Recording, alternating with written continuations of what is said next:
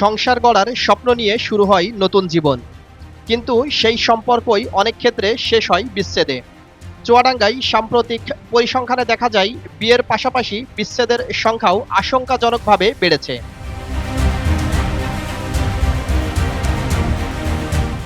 2023 সালে চুয়াডাঙ্গায় নিবন্ধিত বিয়ের সংখ্যা ৭,৪০৯টি, আর বিচ্ছেদের সংখ্যা ৫,২৮৯টি।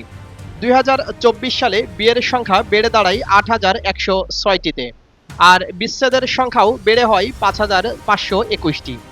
আর 2025 সালে বিয়ে কিছুটা কমে সংখ্যা দাঁড়ায় ৭,৬৩৩টি, তবে বিচ্ছেদের সংখ্যা দাঁড়ায় ৫,৫৩০টিতে।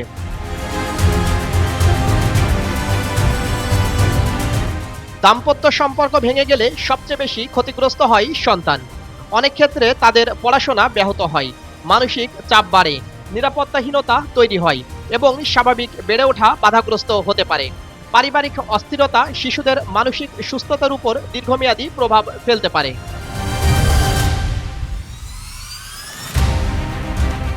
বিচ্ছেদ আইনগত অধিকার হলেও পারিবারিকভাবে মীমাংসার সুযোগ থাকলে তা কাজে লাগানো জরুরি। তবে সন্তানের দায়িত্ব ও ভরণপোষণের বিষয়গুলো আইন অনুযায়ী নিশ্চিত করা প্রয়োজন। বর্তমান সময়ে বিবাহ বিচ্ছেদ চরম রূপ ধারণ করেছে।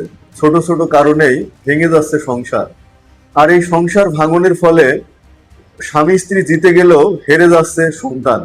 কারণ এই নাবালক সন্তানদের ভবিষ্যৎ চরম অন্ধকার এবং অনিশ্চয়তার মধ্যে পতিত হচ্ছে। এখন প্রশ্ন জাগে যে এই বিবাহ বিচ্ছেদের পরে এই নাবালক সন্তান কার কাছে থাকবে, কোথায় যাবে? যদি সম্মতির ভিত্তিতে তালাক হয় তাহলে দুই পক্ষের সিদ্ধান্তের ভিত্তিতে বাবা বা মা যে কোনো কারোর কাছেই থাকতে পারে।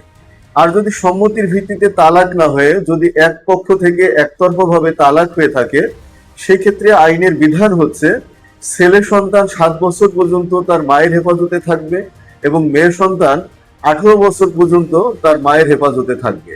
তবে এর ব্যতিক্রমও ঘটতে পারে। যদি আদালতের দ্বারপ্রান্তে যদি এই ধরনের ঘটনা আসে যে এই নাবালক সন্তান কার কাছে থাকবে, সেই ক্ষেত্রে আদালত ব্যতিক্রম আদেশও দিতে পারে। সেই ক্ষেত্রে আদালত বিবেচনা করবেন যে এই সন্তানের স্বার্থ এবং কল্যাণ কোথায় নিশ্চিত হবে, কোথায় রেখে এই সন্তানের মঙ্গল নিশ্চিত হবে, সেখানে আদালত এই নাবালক সন্তানকে পাঠানোর আদেশ দিতে পারে। তবে সাধারণত আইন যেটা বলে সেটা হচ্ছে যে ছেলে সন্তান 7 বছর পর্যন্ত তার মায়ের কাছে থাকবে এবং মেয়ের সন্তান 18 বছর পর্যন্ত তার মায়ের কাছে থাকবে। তবে যদি মায়ের কাছে থাকে তাহলে তার বাবা এই সন্তানদের ভরণ পোষণ দিতে বাধ্য থাকবে। সমাজবিজ্ঞানীরা বলছেন, অর্থনৈতিক চাপ, পারস্পরিক অবিশ্বাস, পারিবারিক কলহ, মাদকাসক্তি, সামাজিক যোগাযোগ মাধ্যমের অপব্যবহার, এসব কারণে বিচ্ছেদের ঘটনা বাড়তে পারে। একই সঙ্গে পারিবারিক পরামর্শদান ও সচেতনতার অভাবও একটি গুরুত্বপূর্ণ কারণ বলে মনে করছেন তারা। বিবাহ নামক প্রতিষ্ঠানটি পৃথিবীর সবচেয়ে প্রাচীনতম একটি সামাজিক প্রতিষ্ঠান।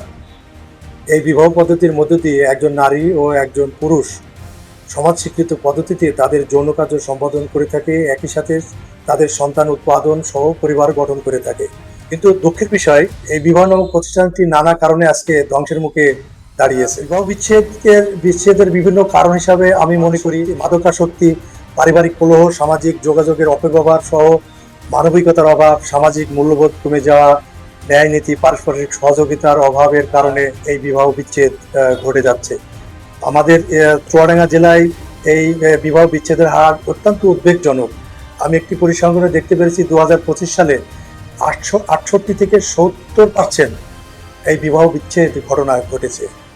এটা অত্যন্ত উদ্বেগ ও দুঃখের বিষয়। সরকারের দৃষ্টি আকর্ষণ করি, বর্তমানে এই যে বিবাহ বিচ্ছেদের আইন আছে এটা আরো কঠোর থেকে কঠোর করা এবং যুগোপযোগী একটি আইন প্রণয়নের মধ্য দিয়ে ন্যাক্কারজনক ঘটনাকে প্রতিরোধ করা। বিবাহ এবং বিচ্ছেদ দুইটি আইনি ও ব্যক্তিগত সিদ্ধান্ত। তবে যখন বিচ্ছেদের সংখ্যা ধারাবাহিকভাবে বাড়তে থাকে তখন শুধু একটি পরিবার নয়, তার প্রভাব পড়ে পুরো সমাজে। আর সেই প্রভাব সবচেয়ে বেশি বহন করে নির্দোষ শিশুরা। তাই সম্পর্ক ভাঙার আগে সন্তানের ভবিষ্যৎ ও মানসিক সুস্থতার বিষয়টি গুরুত্বের সঙ্গে বিবেচনা করার আহ্বান জানিয়েছেন সংশ্লিষ্টরা। Naziat Hossain, face the people, Chuadanga.